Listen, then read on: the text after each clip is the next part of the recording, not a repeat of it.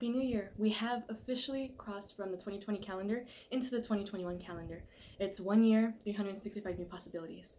Now, in this video, I would like to discuss some gentle reminders that helped us through 2020 that we can carry into 2021, a few affirmations to set into 2021, and all of this will have the intention to make sure that you make your mental health a priority and you carry these around to nourish your mental health. Because I believe if you haven't already, that you should make your mental health a priority, especially in this upcoming year. You should make that a resolution or intention to keep in mind throughout the year and to make sure that they nourish your well-being more than anything, rather than putting resolutions on yourself that just add more pressure or add a lot of stress to you. Something that can actually nourish you from the inside out.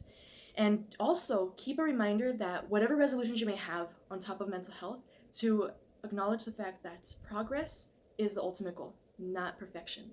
Just progress. You're gonna have your growth not be linear. You're gonna have moments where you feel like you're set back, but just as long as you try for yourself, that's all that matters in this new year.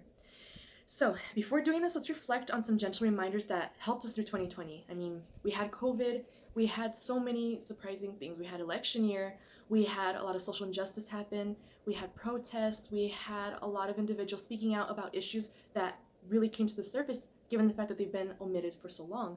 So a lot came in 2020. There was a lot of good, there was a lot of bad, and there was a lot of, although bad, there was resistance towards the bad. There was unity through the bad.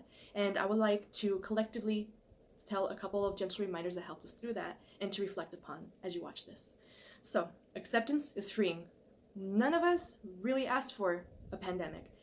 None of us have asked for a lot of things that were out of our control, things that happened that affected communities, that affected the world. There were big things that we couldn't control on an individual level necessarily. So, gentle reminders that acceptance is freeing, because although we didn't ask for this, once we accepted the situation for what it was, and that doesn't mean that you had to be complacent towards it, but you just accepted the reality of it, it freed you so much and it freed your mind into seeing what you can do in your control, what you can do that can have a ripple effect in others, that can have a ripple effect in your society. It helped emphasize the things that we can do once we accepted what was. Perfectionism is a hamster wheel. So that's another big lesson, because a lot of us are wired to strive for perfectionism. And it's a hamster wheel given the fact that you won't get off. You're going to constantly have something to work towards or aim towards or put pressure on yourself to achieve. When in the case, the biggest progress ever is progress itself, not just perfection. You don't have to be perfect at everything. Just do the progress and make sure that it is beneficial to your well-being and that it has a positive impact, more so than debilitating. Personal values offer guidance. So sometimes we can get lost, whether it's your life journey, whether it's a decision you need to make, whether it's a day-to-day activity. Sometimes we feel lost, and we have found that throughout this year, our values offer us guidance. If we really listen to the values we have set aside, if we listen to our morality, we realize what our calling is. We realize what it is that we need to do to nourish ourselves, what it is that we can do for others, what it is that our values align with in order to offer guidance for how we express ourselves and for how we interact with the outside world. Rest and recalibration is essential. I think that was a big one that we all discovered because of the fact that we are taught and wired to just be productive, to just be on the go. When in fact, rest and recalibration is just as productive. I'm so sorry, I keep saying is just as productive as anything else that you do, because of the fact that you actually get to fill yourself back up. You're not going to constantly be operating from an empty vessel, or you're not going to burn yourself out. You need to rest and recharge in order to show up for the world, in order to show up for yourself in a healthy and productive way. Happiness can be found in the present moment because of the fact that rumination can be a time suck. And I think we discovered that because on a spiritual level, rumination in the past often either brings feelings of depression or exacerbates depression, whereas rumination into the future often brings anxiety or exacerbates existing anxiety. And we realize that that is not exactly constructive for us, especially if we already experience anxiety or depression or any other mental health disorder. We realize that ruminating constantly is just beating ourselves up. It's just harming our mentality more. And we realize that sometimes surrendering into the present moment and not allowing ourselves to beat ourselves up about our past or look in shame at our past and the decisions that we could have made. Or if we realize that, oh my goodness, if you start worrying and projecting about the future, something that you don't have control over and you can't really foresee, especially, I mean, this year has been a big example that we can't really foresee anything, but it also shows that just surrendering into the now allows you to be an active participant in your life, to actually be able to step into your life and out of your head a little bit, because I know that our vicious cycle thoughts can take us away from living our own lives in that moment. Embracing anxiety can soothe it. That's a really big one too, because oftentimes we are taught to force ourselves to be positive all the time, or force ourselves to be happy or to just snap out of it. But that doesn't help anything. Rather, that adds another existing thought, and that can actually trigger those feelings to come back even harder. So sometimes embracing your anxiety, embracing any emotion that flows over you, it can soothe it. It goes back to that acceptance. You're just allowing it to be rather than fighting it and making it get strengthened to fight even harder, if that makes sense. Love and support are also very critical. I think we have redefined how we show love and support for one another, especially right now if we had to social distance. Love and support goes such a long way. Just telling someone you're there for them can go such a long way. Showing your love in whatever way you can go such a long way. And it can allow us to feel more unified, and allow us to show up for one another and be able to create a stronger community within ourselves, within the world, with whatever scale it fell into. Fighting for what you believe is power. And this was a big one that we experienced in 2020 with a lot of social injustice. Although it has existed for a very long time, it was more highlighted this year given the fact that all the distractions that the normal world would have called for, it would have just covered it all up. But I think we were able to see everything more. And although there was injustice, I like to think that there was also resistance towards that injustice, and therefore everyone became unified. There was a beautiful unity that formed from it. People showing up for one another, people showing up for their community, for others' communities, and so forth. And that is power, because when the power of love overcomes the love of power, the world will know peace. Jimi Hendrix said that. Also, another reminder is that change is constant. One of the only constant things in this life is change. There's going to be change even in a matter of seconds. The second is different than the last. It's different than the forward second. It's constantly changing. Change is inevitable. It's always going to happen, whether it be big, whether it be small. It's just a constant force in this world. Another and last little reminder that I would like to say is that more being and less doing. So again, we realize that productivity doesn't always have to be external. It doesn't always have to be with a measure that's tangible. It can be internal.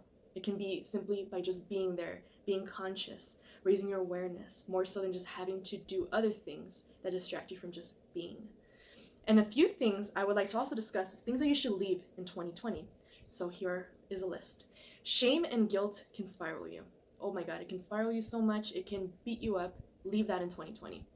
Unproductive political anger can be something that you leave behind in 2020. This is hard for me personally too, because I can get wrapped up into politics very often. I can get so outraged, but I'm trying to figure out a way to catalyze that, and I know many of you can relate. Just, of course, have your opinions, have anything you need to have towards anything political, but just know that you can do something to catalyze it to be better on your well-being, because if it's causing you stress and discomfort, it takes a toll on you. So just try to make it productive for yourself, if that makes sense. Trying to change other people, leave that in 2020. You can't change other people. They will be who they are. Don't overexert yourself. Caring about what other people may think, who gives a damn about what other people think? I know we can get wrapped up in that. We're taught to rely on the opinion and validation of other people. You're going to slip up. You're going to have moments where you put the key of your happiness in someone else's pocket, but guess what? Leave that in 2020 as much as you can, or work towards it as much as you can. Coping that doesn't serve you, just leave it in 2020. If it's unhealthy, if it's causing you more distress than anything, leave that. Painful core beliefs, leave them all behind. The could've and should've statements, don't beat yourself up of coulda, woulda, shoulda. No, just leave it behind in 2020. Perfectionism, I will highlight that again. The pesky inner critic, stop being a bully to yourself. We can face bullies out there, we don't have control over that. So don't be the bully to yourself. Don't oppress yourself in a world that can oppress. What 2020 was supposed to look like, leave it behind. Leave it behind, all the expectations that we had from it, just leave it. The need and desire for control, oof, this is a hard one, but we have no control over anything. Just ourselves, our actions, our deeds, and our words. So just focus on what you can instead of worrying about what you cannot. Comparing yourself to others. You are unique the way you are. Instead of thinking, I want to be more like this person, I want to be more like this celebrity, just be like, no, I am uniquely who I am, and embrace all your unique beauty that you are. Don't compare yourself to anybody. It's your life, it's your journey. Do not live it framed upon someone else's standards when that other person isn't the one walking in your shoes. And regret, leave it all behind. Leave that in 2020. And even if you don't completely drop it, you have your bad days, it's gonna happen. Just work towards those things. Work towards being conducive to your own personal growth. So let's change resolutions. The word maybe to intentions, because resolutions makes you feel like it's something that's a task. Instead, just think of the intention of doing those things for yourself, the intention of taking care of yourself and bettering yourself, or just strengthening who you are. Just think of it that way. Instead of saying resolution, intention. I don't know, that kind of helps your wiring in your brain. It eases the pressure and it allows you to feel like it's more of a learning experience more so than a role that you have to push yourself to fit into. So here are some that can be practiced and progressed towards that will nurture your mental health. More so than making it very specific, I want to make it a little bit more broad that you can put into your own terms, that you could curate into your own life. So one, simplify your life, whether that be breaking down your tasks, whether that be how much you overextend yourself, your scheduling, the things that you invest your time into that aren't productive, for example. Simplify your life, however that is defined to you. Simplify it in order to be gentle on your well-being, not to pull you in a million different directions all the time, and just do what you can to make your life joyful, peaceful, and easy as much as possible. 2, meditation. Meditation may not be for everybody, and meditation doesn't always have to be one religion or the other. Meditation is, I think, a universal term that can be used whether you're religious, whether you're spiritual, or whether you just want to practice on your mental health. Meditation is just simply allowing your mind to rest, allowing the thinking mind to rest, and giving yourself that control over your breath, being able to connect to your breath, and being able to connect your thoughts as just an observer in them all. That will help a lot, and that actually can rewire your brain, and that can actually be, that's one of the main factors that changes your personality in the better, and that can nourish your mental health for the better. Sleep. Get a good sleeping schedule, because sleep has such a ripple effect in your day-to-day life. It has such a ripple effect into your mental health. It has such a huge factor into your brain chemistry. So whatever sleep schedule you want to set for yourself, stick to it and prioritize that. Don't push yourself to be awake at all hours. No, like, sleep. Let your brain and your body rest.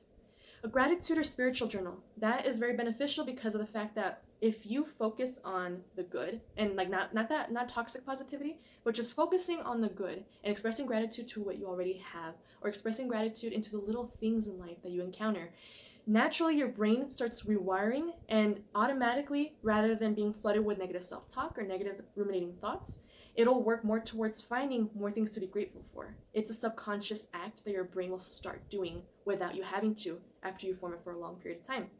5, read and watch more nurturing information. Separate yourself and disconnect yourself from the toxic stuff that does not feed your soul. Read books that help you. Listen to music that makes you feel good. Watch movies that empower you and educate you in a positive way. Surround yourself with good media as much as possible, because you deserve it. Set boundaries and create a self-care routine. So make sure you set boundaries from toxic people, toxic situations, and just boundaries in general for your own well-being. And make sure that you have a boundary set for yourself as well to have a self-care routine instead. Have a self-care routine in place. That way you can always ensure that you have time carved away outside of tasks and responsibilities, and to refill your cup a little bit. And last but not least, spend time in nature, whatever that may be. It can take on many forms, whether you be going outside, whether you take a walk, whether you expose yourself to more sunlight, especially during the season of winter, even if you have seasonal affective disorder or depression, it can help a lot. Or another way you could spend time in nature is eating natural foods. All those foods go within your body, and that actually has a positive physical effect over time. If you drink more water, you eat more vegetables, you eat more foods that resemble sunlight, it helps produce all of that serotonin inside of your body, believe it or not. Some affirmations I would like to go over, and feel free to repeat them with me or repeat them mentally, are four of these. So, I choose love, kindness, and compassion towards myself. I welcome new lessons, new changes, and new adventures into my life. I peacefully release all self-doubt, negative thoughts, and feelings. I am ready for new opportunities to grow emotionally, mentally, and spiritually. Those 4 affirmations you can either write down, you can repeat to yourself, or keep in your mind. Keep them anywhere that you need to make sure it catalyzes that good, positive affirmation within you, and it eventually becomes a core belief within you. So, to conclude, it's January 2021. You've made it through 2020. It's been a lot. So what if today you look at a moment, or you set aside a moment to recognize your hard work, your efforts, your resilience, and most of all, your strength. I am so proud of you for getting through whatever experiences you have gone through, even if it was just getting out of the bed, even if it was flying to the moon. Whatever it may have been, there's no accomplishment big or small for your mental health. I am proud of you, and I hope that this year treats you well, or that you catalyze those opportunities to be joyful and productive in your mental health, and just have a healthier mindset, and you are kinder to yourself and to others. Thank you, and have a great mental health day.